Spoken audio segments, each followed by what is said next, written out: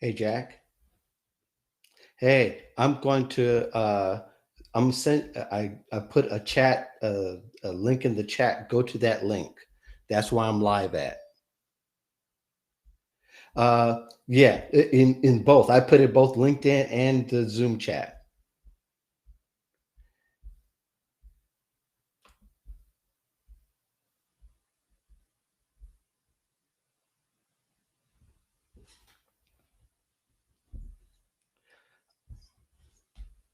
Yes. It's requiring a password. Oh, okay. Hold on. Hold on. Hold on. Hold on.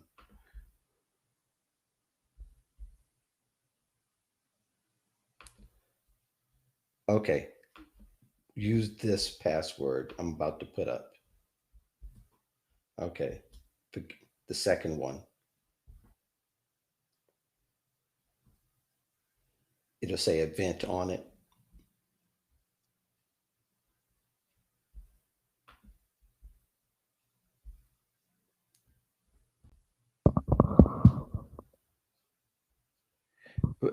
There's a second link. Press that link or put it in your URL, and then it'll take you to where I'm at.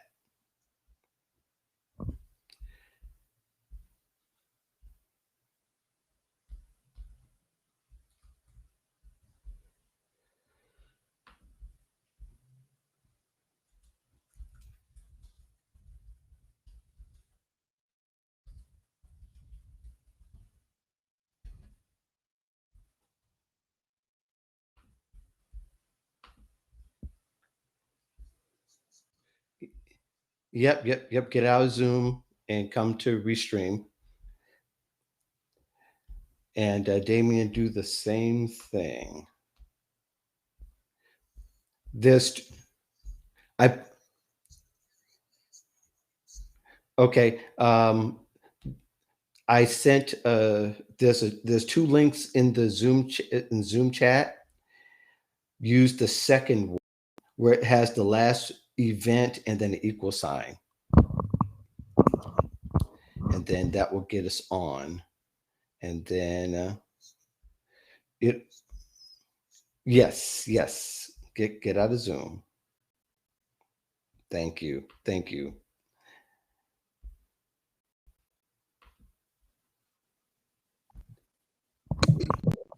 Okay, for those who are checking us out here,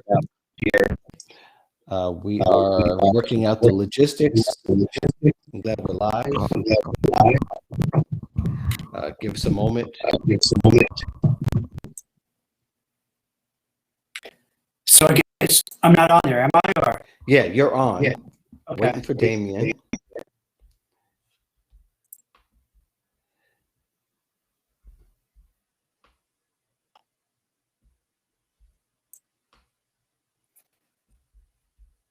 Yeah, for some reason, Zoom wouldn't complete the transaction. Zoom. And here's Lauren.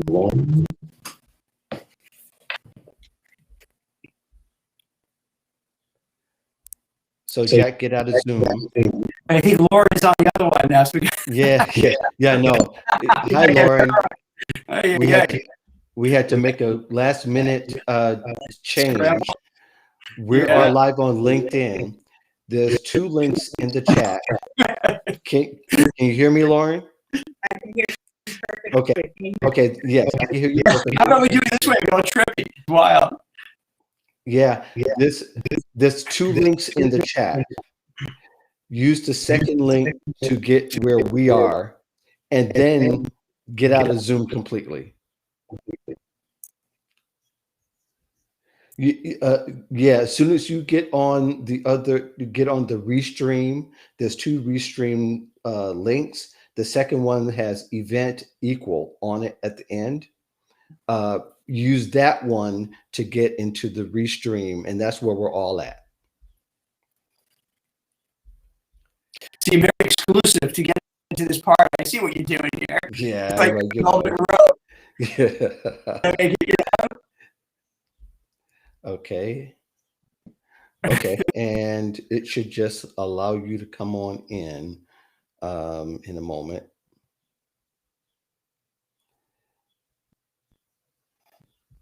Yep. So this is for people watching. And This is okay, fascinating. we got you, Lauren. Okay, so I'm taking myself out of Zoom. Take yourself out of Zoom. Bye bye Zoom. Hi. There we are. Huh.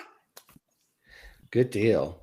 And thank you everybody for being patient. We're going to start the show here in just a second as soon as we get Damien Burkle here. And there's Damien. Very cool. Wow, he looks different. David looks different than I thought he looked like. Huh. Yeah, well, you know. Yeah. It's like a human being. I'm really surprised. But good for you for being just like. Damien, you're on, but your face is not on. Yeah, I know. And I am trying to figure out why. I'm completely out of. Okay, down at the bottom, there is down at the bottom, kind of lower left, there's a microphone and a camera. Make sure that your camera doesn't have a red cross on it. It says unable to access the camera. Oh.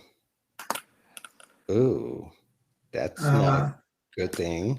Well, that's right. Go ahead and start without me, and I'll fumble my way through until I figure this out. Okay, all right. Well, we'll do that then. Hey Damien, did you check your settings on your video? No, I haven't. That's where I was going to go next, actually. Okay. Great. Yeah, he could fumble around a little bit. We are getting some comments, so we're going to go ahead and get started. Damien can listen as we go along here. We had kind of a little faux pas as far as LinkedIn letting Zoom in, so Restream let us in instead. So we are definitely live on Restream. So I'm going to go ahead and introduce the show. Welcome, Job Seeker Nation. How are you guys doing? Thank you very much for joining us here. We are here every Wednesday at 1 p.m. Eastern, 12 o'clock Central. So if you dig us, you like us, continue to follow us as we are trying to give you the best job search information as possible. Again, thank you very much. Thanks for joining Jack and I on the ride. And you'll see Jack always in his suit. Sometimes he may even wear a little sweatshirt or have a cap wearing across the suit. You know that. Yes. That's what it was told. Yes, he is dressed for the ride. Today we have two special panelists. Yeah, this is Damon. I drew a little picture. Yeah. So if you can't get on, I'll just hold this up. Yeah, we'll get to Damien in a second, but I'm going to introduce Lauren Grief, career coach and founder of PortfolioRocket.com. How you doing, Lauren? Great.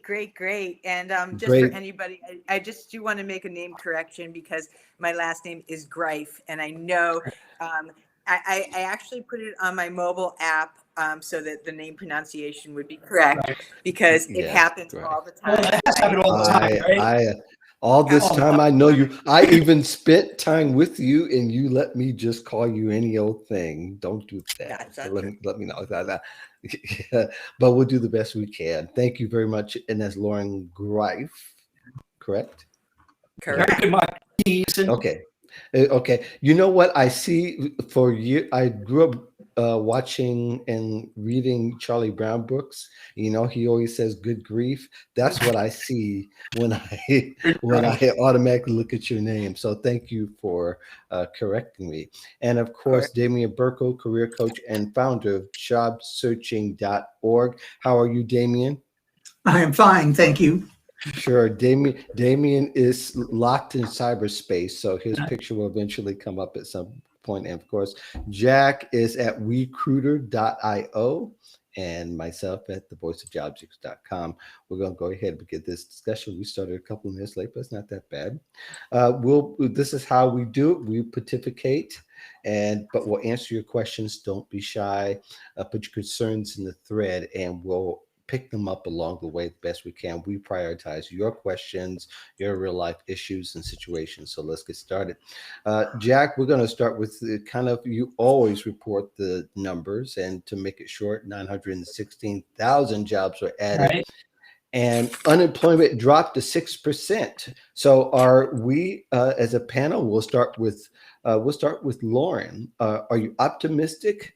Is the yellow light flashing, or are we saying there, hold on there, Sparky? And I'm not talking about job seekers and their ability to go about the jobs, but are we kind of making strategic plans to coach our clients any different, or are there considerations job seekers should make in their strategy to make a difference in their approach? So the numbers are promising, and I'm thrilled to see that there's a lower mark in unemployment. Of course, we're not out of the woods because we have a lot to catch up on. And the thing that I am particularly mindful of is that while the overall unemployment numbers are going down, the number of long-term unemployed is going up. So what that means is anyone who's been on the market for a considerable time, anywhere over 6 months, sometimes even longer, that is really, it's distressing, of course, but also, what needs to be done in order to move the needle towards employment. And, here on LinkedIn and so many of us, there's so much free resources. If you need help, please reach out, ask for it, because most people that I know who are unemployed for long periods of time, it's not just the job that they're looking for. They're looking to regain their momentum in terms of their purpose, to alleviate feelings of self-doubt, depression that can come with that, and of course, the financial piece. So, I hear all the time that people are ready, and I don't know if it's this thought process of, oh, well, it's going to get better, and it will get better, but action is really what helps make it better in the interim, and taking little steps every single day. So I'm thrilled. And in terms of, talking to my clients and other people that I'm speaking to in the market, I'm still advising that they do not take their feet off the gas. I don't want the numbers necessarily to be a sign that everything is all fine and well, because there's still a lot of debris in the process. And so just really, really staying committed to your strategy, continue, of course, to network as much as you possibly can, and to do everything that you can, because with the opportunity of more employment is also going to be more competition. So really keeping your eye on both of those prizes, your job search as well as the opportunities. Great points. And may I add, you guys who are in the thread and watching the show, put your name out there and start networking, even amongst people who are in the thread as well.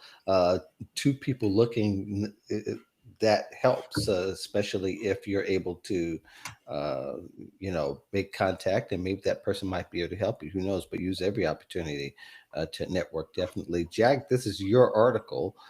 Your thoughts? See, I'm very optimistic. I think the pandemic is over, done with it. We're moving forward. That's it. New era, new time, roaring 20s.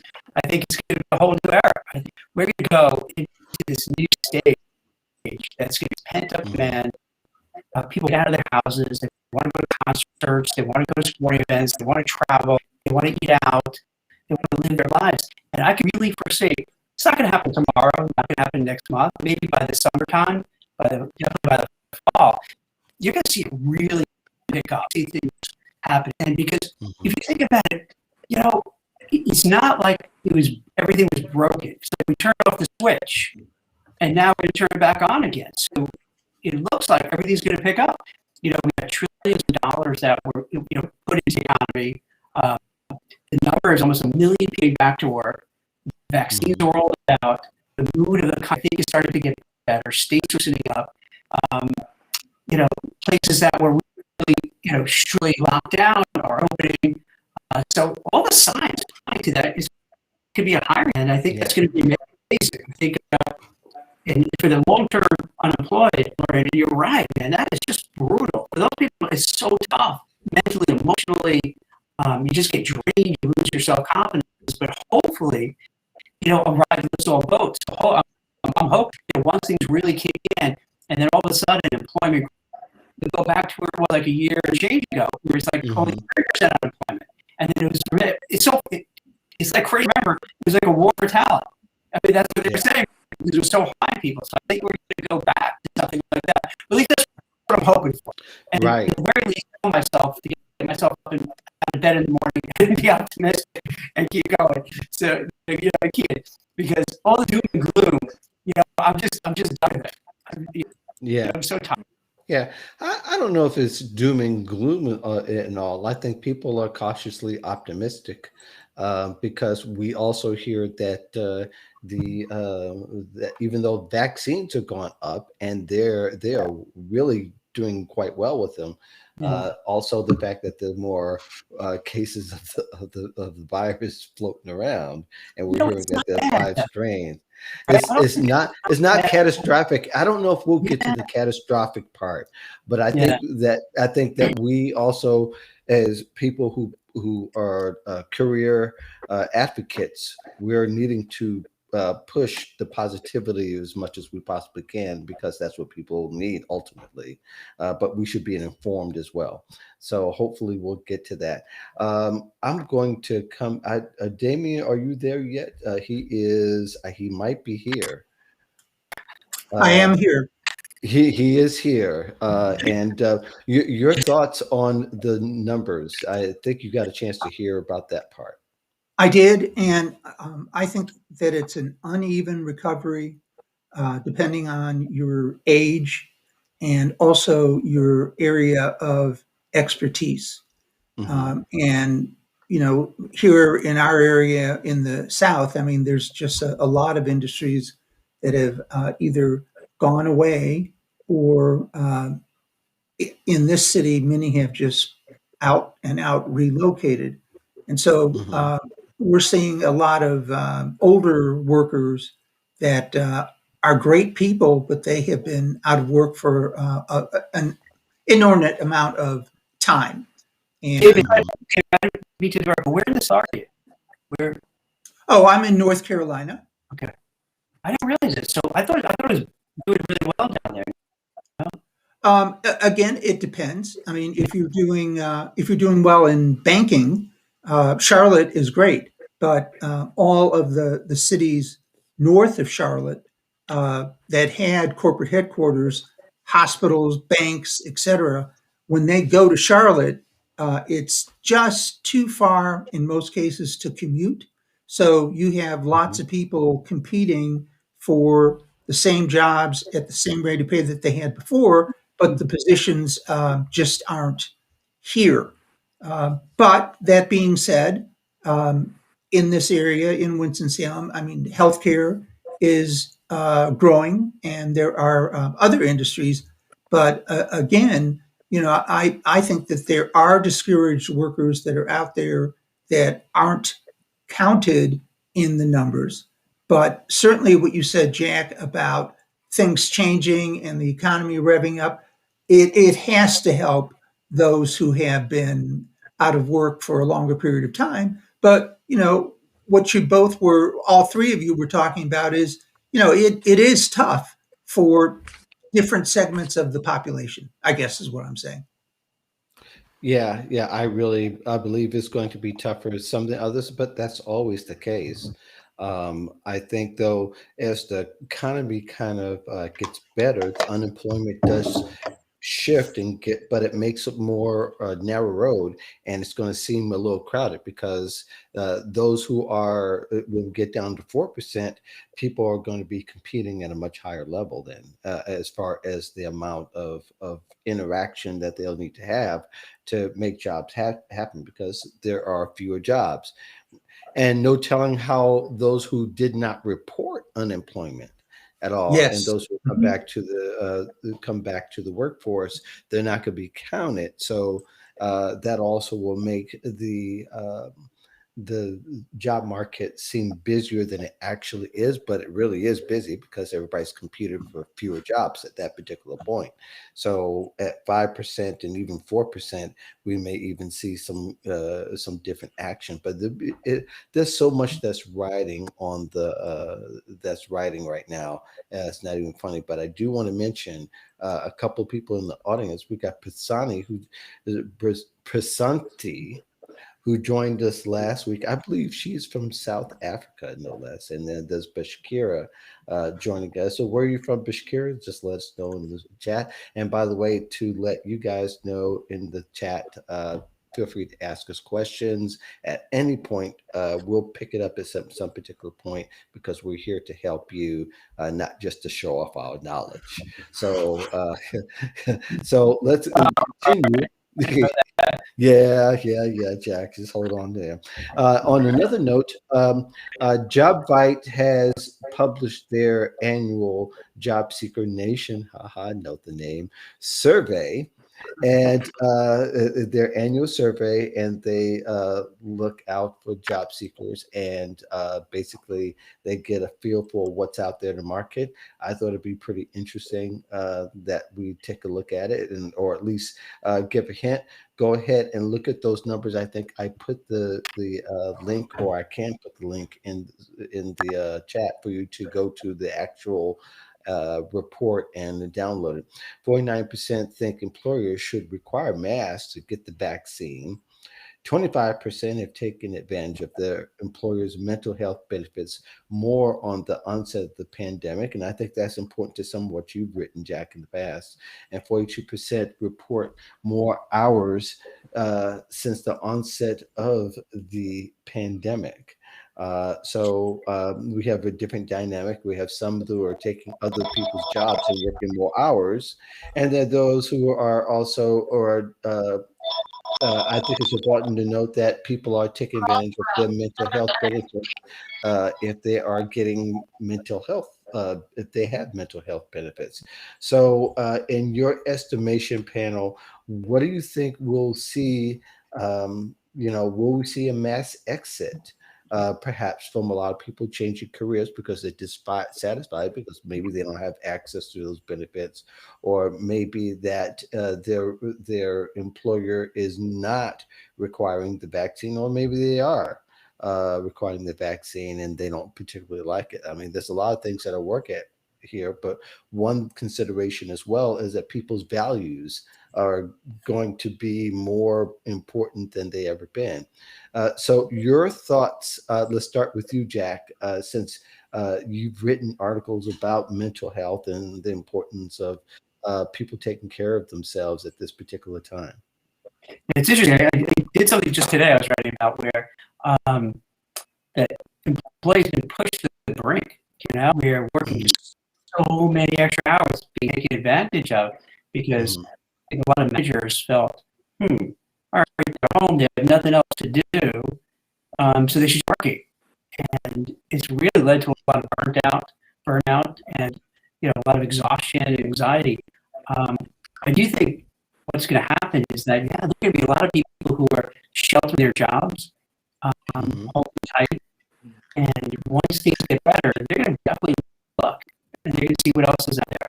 I think I can just tell you from firsthand experience, there's a lot of people who would point blank, Jack, I'm just going to hang tight. The dough I know is better than the dough I don't know. So I'm going to wait this out. And then when it gets better, I'm going to look. So I can see because of mental health issues, being overworked, overtaxed, and then holding tight. Once things get better, there's going to be a lot of it. Damien, your thoughts? I agree. I really have nothing to add other than you hit the nail on the head. People are working longer. I'm already starting to see folks that have felt trapped by their jobs and by the pandemic beginning to start their job campaign very, very low key, basically saying enough is enough. Yeah. So I absolutely agree. Thank Lauren, you. do you, let me ask, Laura, do you, and you guys, do you feel, I find myself working more, but not because I feel like I'm pressured by outside forces. Here, I'm in New Jersey, and things are closed down. And my kids are older, college, age. So I find I have not much else to do. So is that a thing too? Like, do you fall into that trap? It's like, what am I going to do? I movies, I can't go out to any, baseball, whatever. So I just work. Is that a thing? Do you guys go through that too?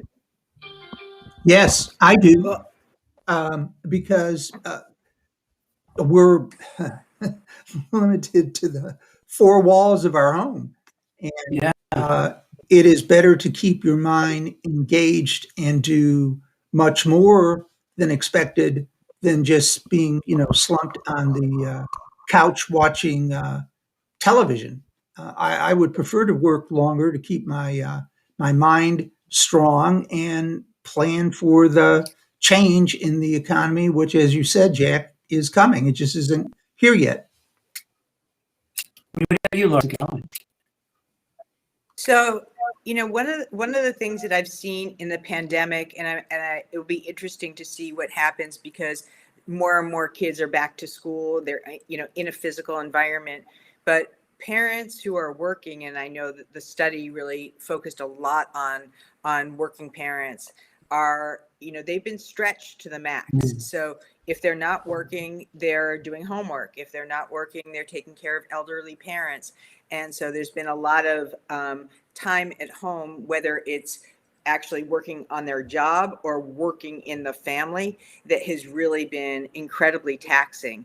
And it'll be interesting to see. I do find that people have recommitted to a sense of purpose, and that their job and the priority of their job, while it's very important to them, is not the be all and end all. And they want, going forward, to start factoring in even more.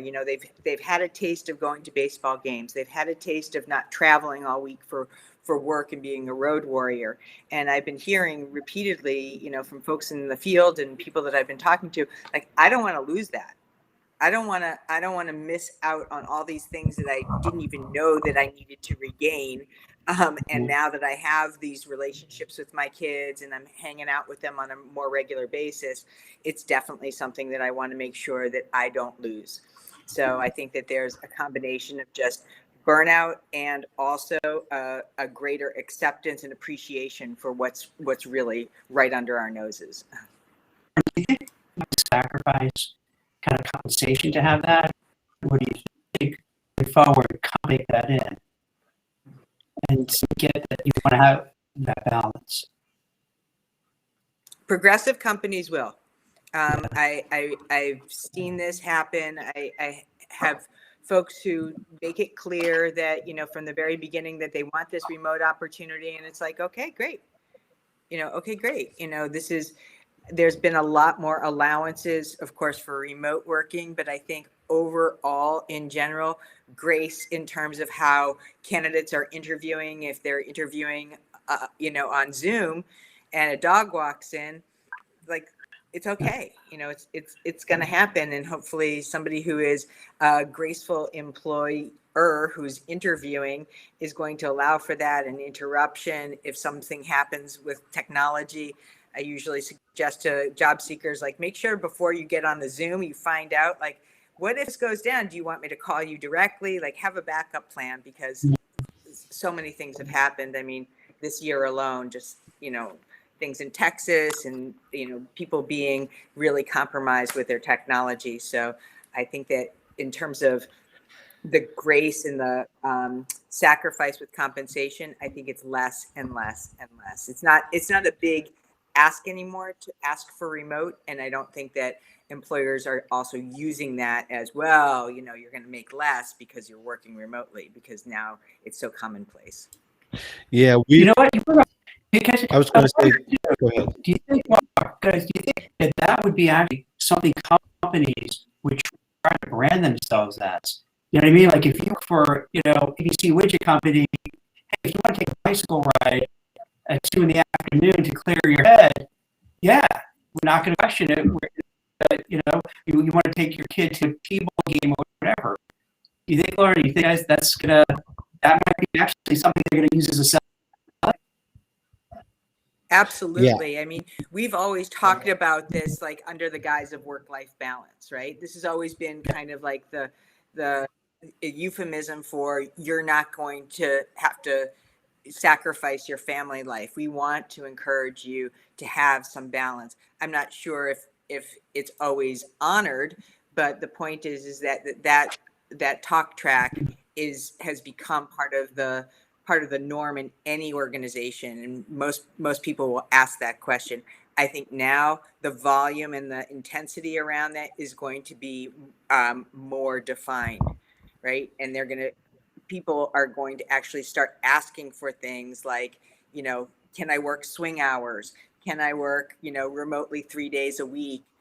Just newer allowances. What happens if, what is really the guideline and how much leeway do I have? Well, there's company culture and there's personal culture too, and whether what lives will collide. I Totally. think we'll stop calling work-life balance, and we're just going to start calling it work and life. And the balance will have to be up to the individual and what that looks like. I like the swing hour aspect where you can work a certain amount of hours and take afternoon breaks and maybe come back in the evening, or do it according to whatever your kids are. If you have small kids, I like Jack. I have adult kids, so and one of them is gone. So Yeah. those dynamics aren't particularly in play for me, and I don't work a 9 to 5 job, so that's also in play for me. So it's easy for me to speak, but I think there are some aspects to it that Jack, you and I have talked about that kind of we just kind of wonder what part that's going to come play quickest, because there are people, I think your question about companies branding themselves, I think there's some that are definitely taking advantage of the opportunity and saying we are flexible, and so therefore they're going to attract the candidates that definitely desire that, and they're going to be people who are unemployed, who are not going to be positioned, unfortunately, because they're caught in the chasm of not having a job and not being able to be a part of it.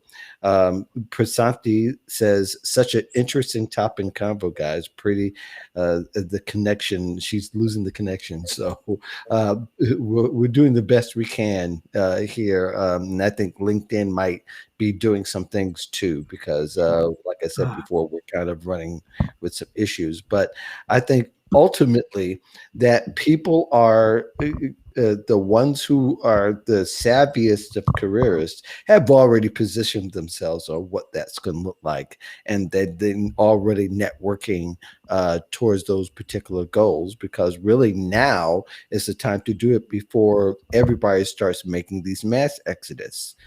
Because in the Great Recession, it took a while for the Great Recession to pick back up. I mean, for get regular recession again, but then we have all these people who are mass exiting because they got tired of taking the other workload from other folks that had left and that weren't replaced.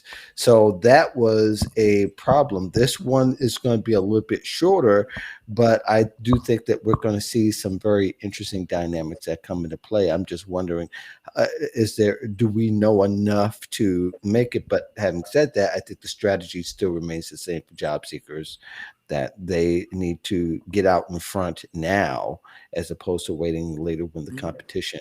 Anybody want to add to that? Lauren, did you want to add anything to our discussion before we move on to the next? All I would say is that, there are times when the job search can move very quickly, but if you are looking, let's just say, to land your next position in June, right? The footwork that happens in order for that to land is, an opportunity to reverse engineer it. I cannot tell you how many folks that I talk to want this, and this, and then they're like, well, when would you like to be in your next position? Tomorrow. Great. Okay, so we gotta get cracking right now. So I think that there's some need to calibrate, not forever, but just to be realistic about how long the market is taking to respond. I am seeing, 12, 14 weeks, sometimes shorter, sometimes longer, depending on the position, depending on the organization. I applaud a lot of organizations that are not going through 8 or 9 rounds of interviews that are making quicker decisions, but I am finding that they are few are between. So prepare to just know that this is not something that's going to get solved overnight if you're just starting, and get yourself in a position where you are getting all your assets, whether they be your resume, your portfolio, your talk track, all that sure-footed, so that when you are in the process of interviewing, that time is well spent up front, and then it moves faster as you start interviewing. Yes. And one thing that Anything else? Damien, go ahead. I think that there's been a fundamental shift in the way that we look at work, and companies pre-pandemic who would never allow people to work from home have found out that, yeah, the technology is here and Mhm. the ability to carry on is here. And as a result of that, I think the work week has been fundamentally changed. And I think that you will see more and more, 2 days in the office, three at home, or three in the office, two at home, just because of the seamlessness of the technology that has been created in response to having to get business done with everybody scattered in their homes. And surprise, surprise, it was something that can and is being done. Mhm. Mm-hmm. Jack, any further thoughts? To what Lauren was saying, yeah, it definitely has taken longer. It's over the years become longer and longer, and during the pandemic, tortuously slow, tortuously slow. And even though I'm very optimistic about things opening up, and I think both Mark and Laura mentioned about just to manage expectations for people, that it most likely will take a while at first, Mhm. because I think a lot of companies like this, and I can't blame them on this. They're still going to be worried. Is there going to be another strain? Is there going to be another urgence? I gotta say, I was aware until originally that Europe is still a mess. I thought they were way better. And so that see a lot of hiring managers just kicking it down the road. Oh, Lauren, we'll meet 2 weeks from now. 2 weeks from now, and well, they cancel it next week. So they're kind of hedging it. They want to get a pipeline, but they're still not sure, so they take a long time. So that's the thing for job seekers, just to keep in mind. Personally, this is happening to everybody at all levels. Like, I'll have these really superior executives, they make 5, 6, 7 for a year, and it's just like it's so slow interest to get them through the interview process. So that's something that really, even though it's going to be better, to be mentally prepared for that happening. And when it does, and most likely it will, take it personally and think, oh my God, what did I do wrong? This is just, it's outside of your control, this part. But I think that'll change too. Once it really does pick up steam and it gets hotter, it gets real, and that sigh of relief that, like, yeah, we really are out of it. And then once that happens, I think the time frame then will speed up. Yeah, yeah. I kind of ride along with you, Jack, in that particular sense. The one thing that I think, well, I'm going to hold my comments because we probably can go on to something a little bit more practical as far as giving our number one tip for job seekers in this particular market, and what you see working and what you don't see working. And one of the things I think we'll see working is we're going to see I don't know. I'm getting the idea to kind of carry one conversation over to this one is that there's so many qualifiers that we have to work through that it might be confusing. And I think we might see a split in the way that people may have to approach because there are, there's going to be high alerts in some states. And I think that those states are going to drag behind in the way that with America may say, even though there might be 4.5 unemployment, but it might be higher in some states than another, and there might need to be a different way that we should manage or people should manage their expectations. So really, I'm looking at what will be the number one tip that we'll be repeating, this year that you think that will start connecting people. I know that some of you, especially you, Lauren, you're actively working with clients practically, probably more so than the rest of us, although Damien has his group that he meets with every Thursday. So you guys can probably chime in on them all. So what the number one tip that you're giving out that you find that you're on repeat that seems to be the thing that's connecting with job seekers and that's working? Let's start with you, Damien. What's the number one thing that you've been telling people, that number one tip that's on repeat to help people get back? The number one thing that I recommend to people is to continue to feed and nourish your network because people find jobs. The internet doesn't find jobs. And even though we're starting to pick up, many, many people that you want to connect to are more accessible now than when everything winds up and resumes. And what I always stress is you can't ask them for a job, but you can build connections, build a relationship, and learn from them and end the discussion by saying, who else should I be talking to? And that prompts them to perhaps give you one or two or three other people to make the connection. And I would say, pandemic wise, 80 or more percent of all jobs come through networking. And I think it's beyond the traditional 80%. So that's my number one recommendation. Jack, what are your thoughts?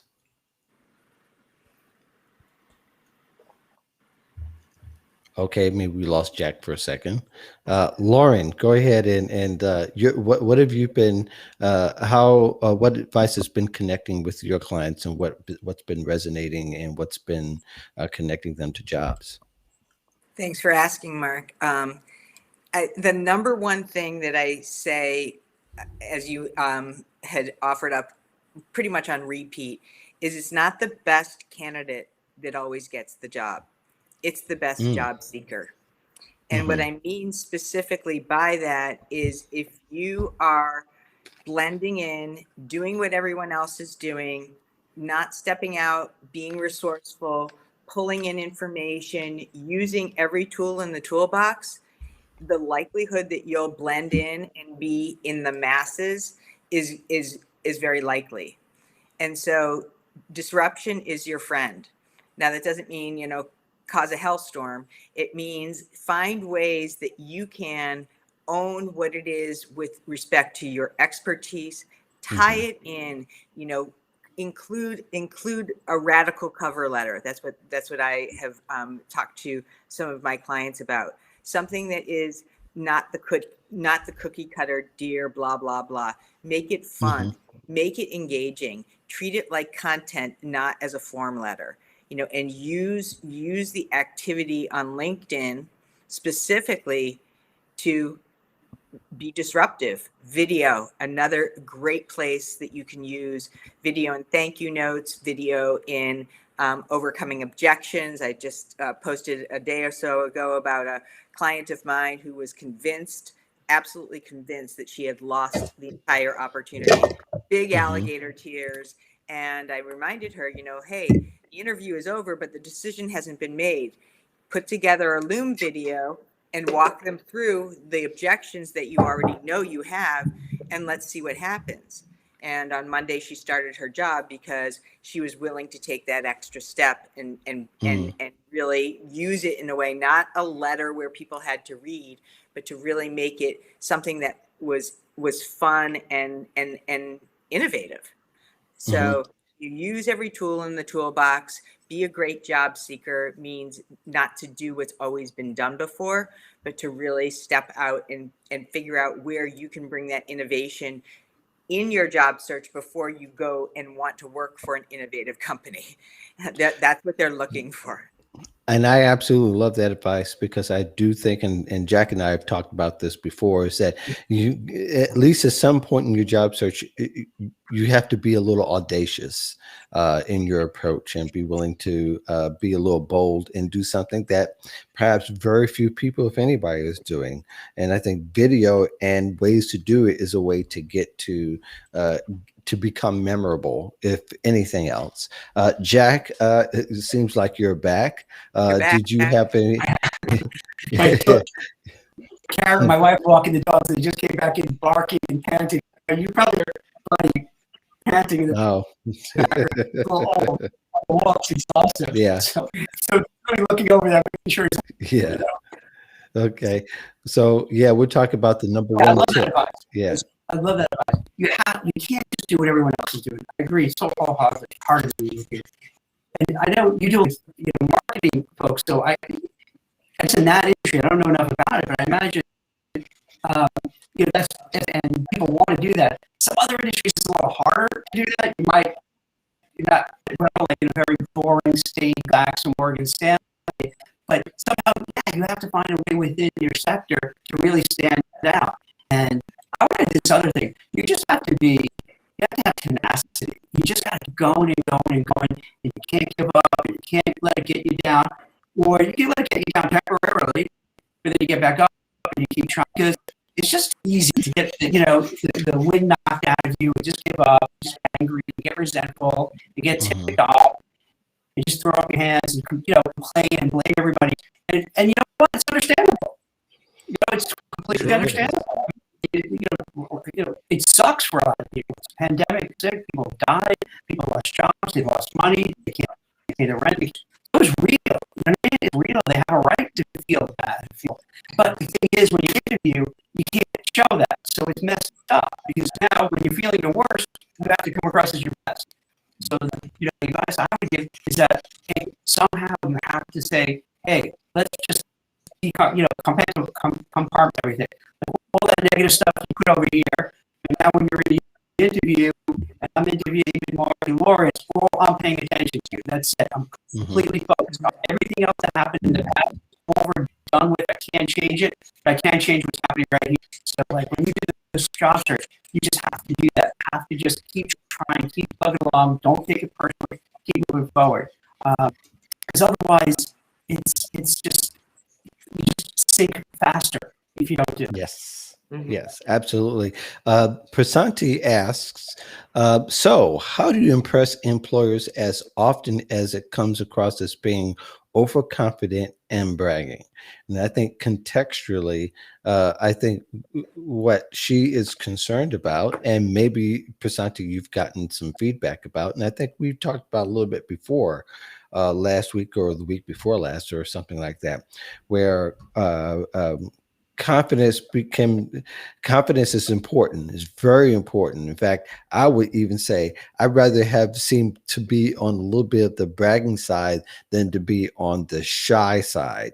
But having said that, I think when you should point to the actual results of whatever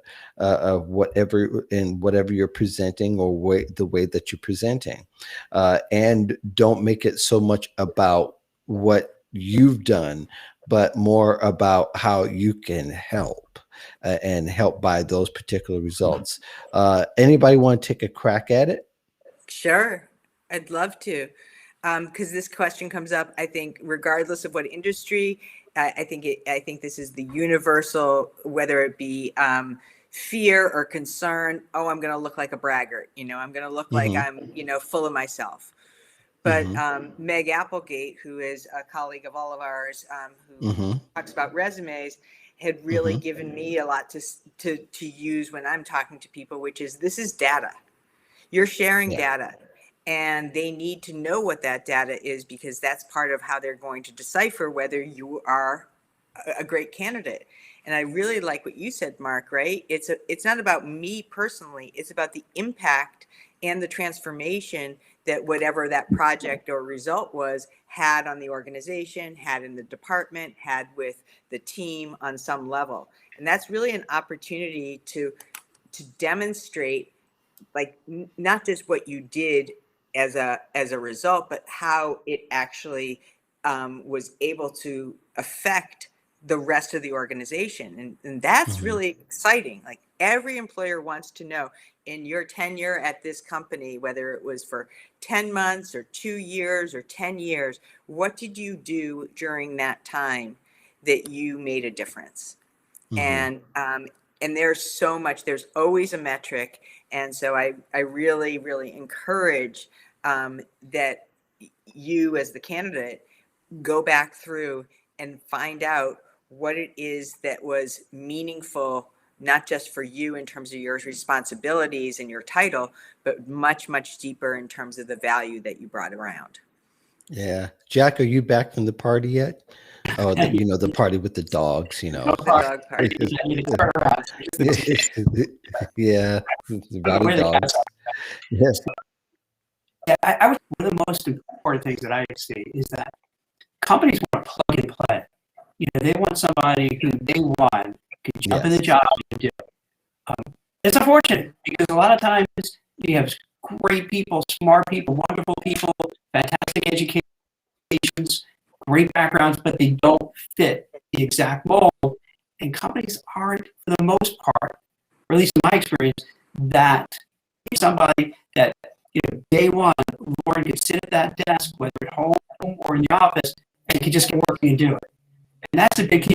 So if you're interviewing, you want to make sure you want to get a job description, and you have these 10 points in there. You want to see you have as many as possible. And if you don't have it all, you want to find a way how you can take it done and make it look like you do it. You don't want to BS, but you want to make sure that you can at least acknowledge, hey, this is what Mark needs. He's the boss. This is what he needs. I want to make sure when I speak with him, I can show that I can deliver and I can make it happen. So, and I think for a lot of people, what happens, they get frustrated with the job search because they feel, hey, I have 30 years of experience, and I've done this, that, the other thing, and they feel they should be a shoe-in. But then the company's like, no, we really don't care about the 30 years. We'd rather have 5 years of concentrated, specific experience in the space that we want to hear.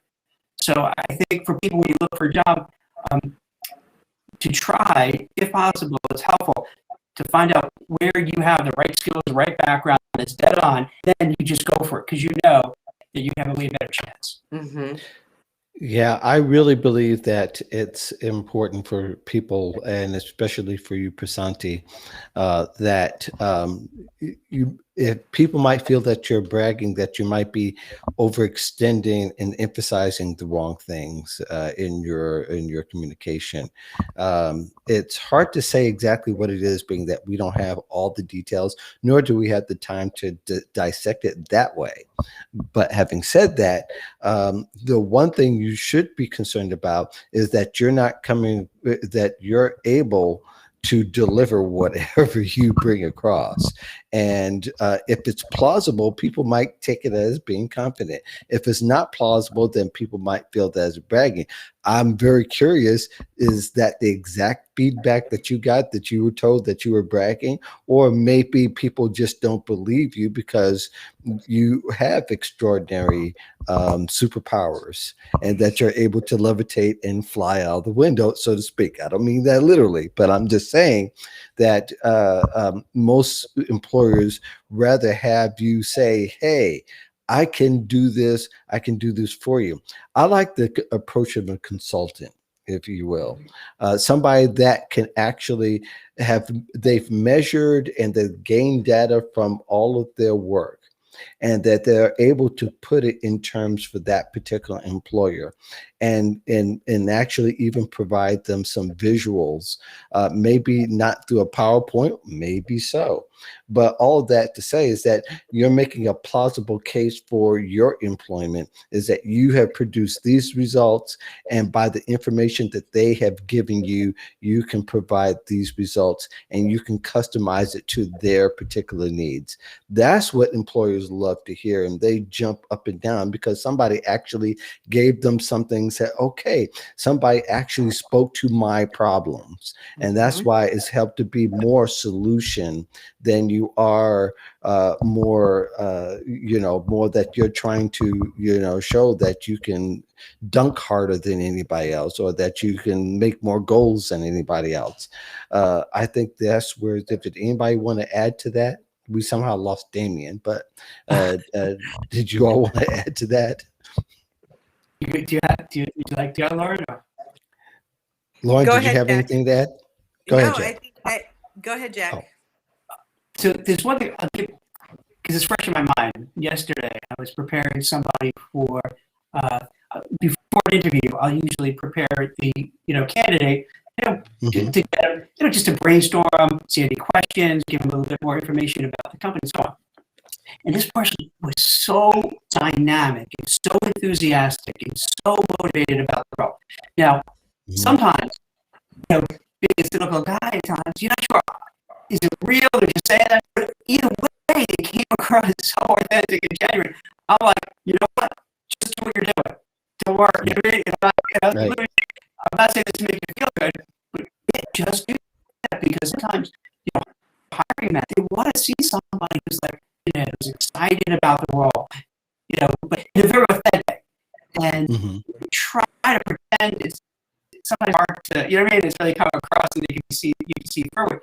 But if you have that genuine interest and passion, enthusiasm for it, well, yeah, I've seen this a lot, Lauren. I don't know if you see this anymore. You see this in your practices, because I don't do the career coaching, but I just help, for interviews. And so they feel like they change their personality. Like that would easily get all excited with me, but then go to the interview. Hi, how are you? Okay, that's what I have to do because I'm in an uptight interview. And then they lose their personality, which is like 90% of that offer. So that's, I would end that career when you're, don't, you really love the opportunity, you love the company, you're excited about it, let them get that. Sure. That gets them excited, that gets them motivated, that gets them interested.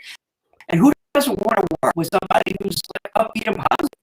No one wants someone negative and in a bad mood and hates what they do. Right. So Well, especially at that point, right?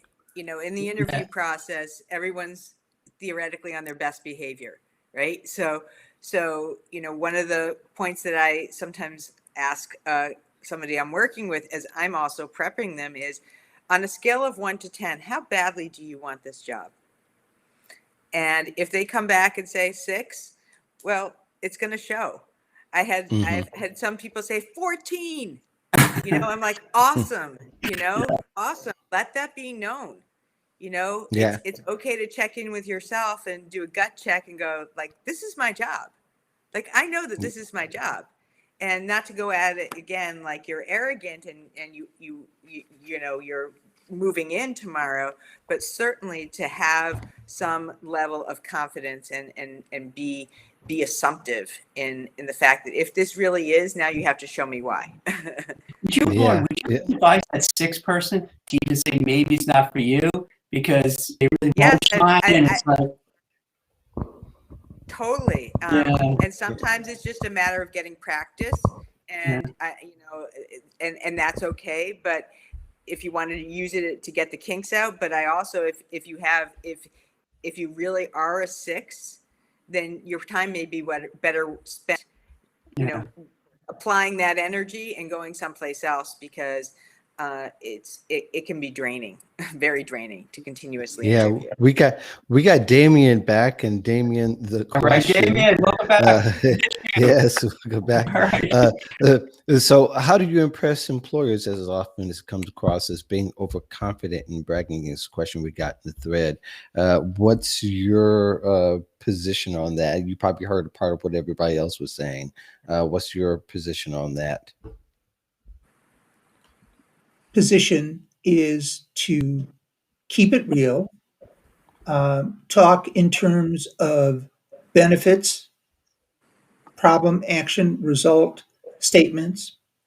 And if you were telling the truth, you're not bragging. And we as Americans are not used to measuring our accomplishments.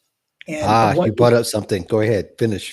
Go ahead. Okay, and what I was going to say is, once people spend the time reflecting on the accomplishments that they've made throughout their career, and they bring it up in an interview, it can be brought up in a very matter of fact way, because again, you're just sharing with them the accomplishment and probably a short story to go with that, so you establish rapport.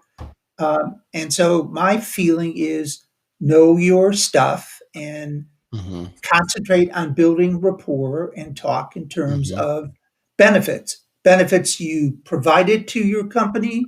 And if you can find ways that you can bring those benefits forward during the interview for the company you're interviewing for, so much the better. Yes, and it's funny you should mention Americans because Prasanti, I think, is from South Africa. She was here last week on the show. What might be interesting is that how confidence is perceived versus across different cultures. Um, in India and Africa, they have a very distinct approach. Japanese, Asian, they have different types of approach.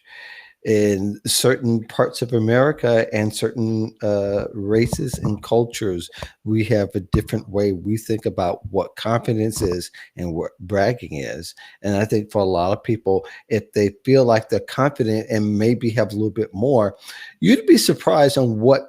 I'm surprised, and having done a whole bunch of interviewing over my years of people as candidates, you'd be surprised at what people feel that they feel is bragging, what the employer feels is bragging.